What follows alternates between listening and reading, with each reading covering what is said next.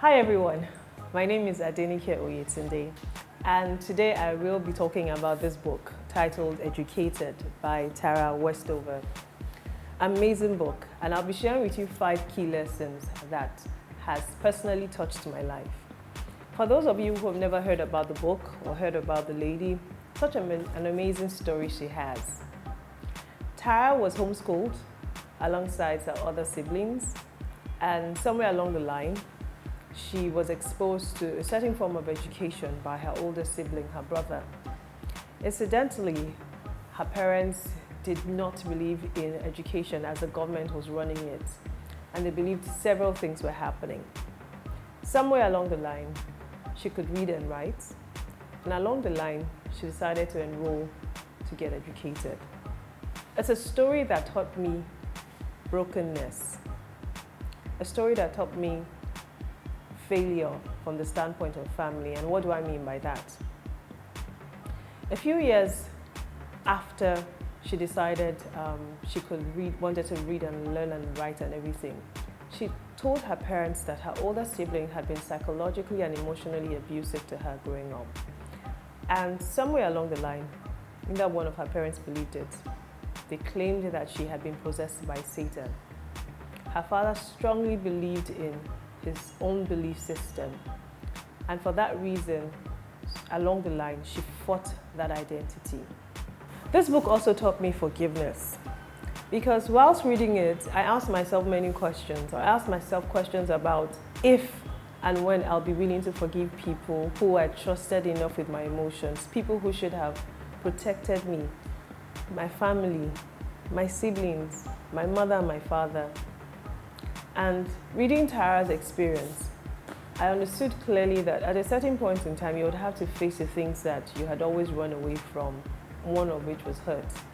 She was hurt on so many occasions, hurt by this one sibling who would abuse her emotionally and physically and psychologically.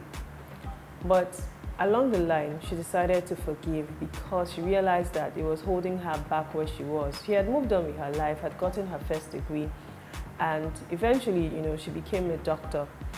And some way along, she decided that it was necessary for her to forgive this family. Such a big story, such a big story of forgiveness. And I've asked myself if I'm willing to forgive certain people.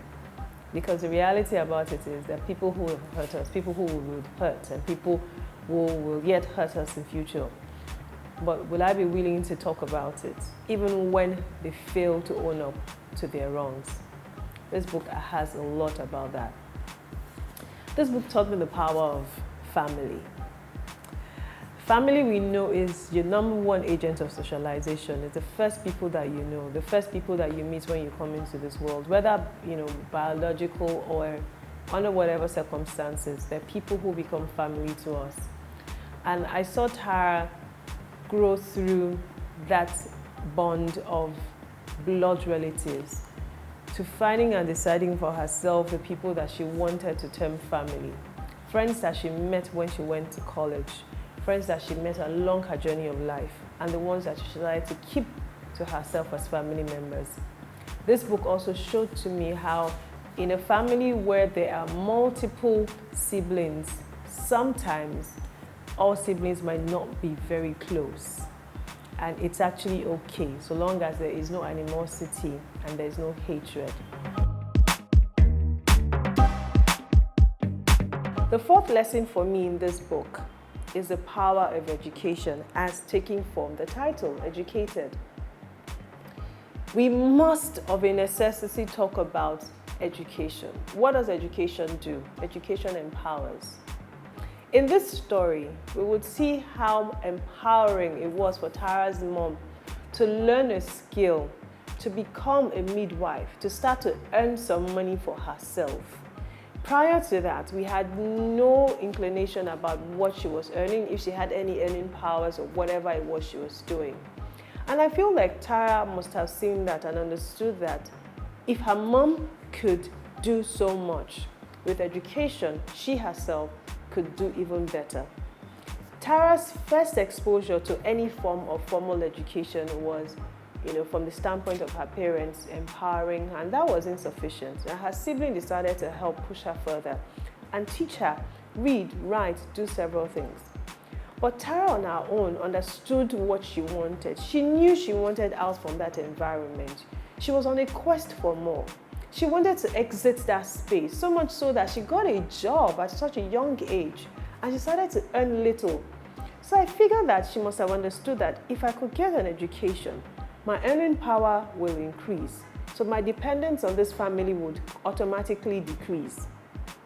And for that, someone who never stepped into the four walls of a classroom decided that she wanted to study and study hard, especially seeing that she had an older sibling that had done it and was a success and had moved out of the house. Tara then started her journey in the four walls of what formal education meant.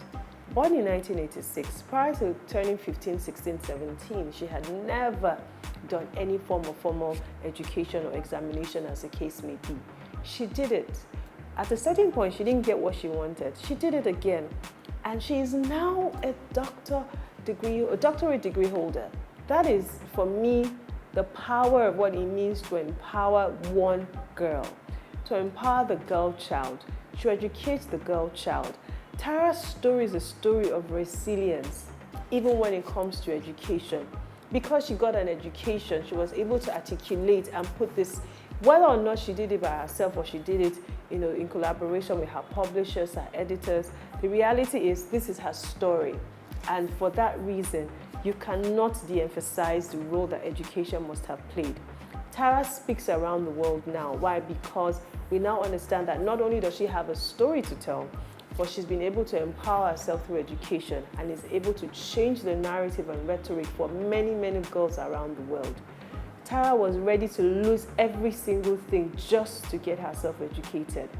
When she got to college, she was unsure how she was going to pay. And I feel like that part of the story is so interesting. To see that her lecturers, her professors believed in her and encouraged her to apply for a scholarship in Cambridge, and she got in. Her lecturers saw the potential in her and pushed her further. If she hadn't started that journey, I can bet that she wouldn't have known the power that lay on the inside of her. She got her doctorate and she's doing well, I hope, around the world and where she is now. So the fourth and most important lesson for me in this book is the power of education. How important it is for us to continue to renew ourselves. You never stop learning. Learn a skill, rush on your skill, whatever it is, education can never be overemphasized. And finally, in this book, is the story of mental health. How do we talk about mental health in Africa? How do we share mental health for those of us who grew up in homes who were not sure why our parents hated us, why our parents hate us so much, for no fault of ours? A lot of it was because they had issues of their own that they never got to settle.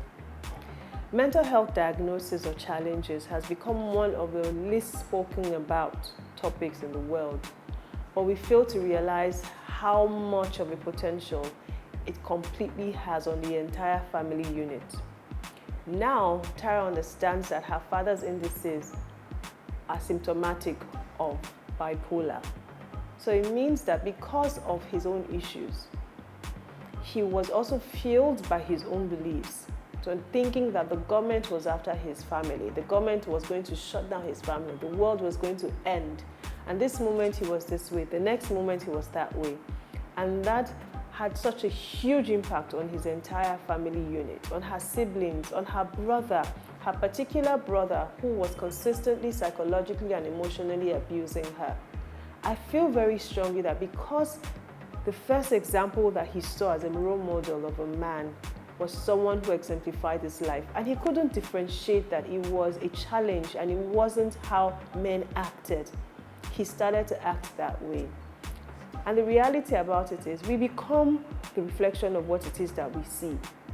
Now, Tara's father and his mental health just again made me realize that for as many people who grew up in homes whose parents are faced with or are still denying that they are living with a form of mental health challenge or the other.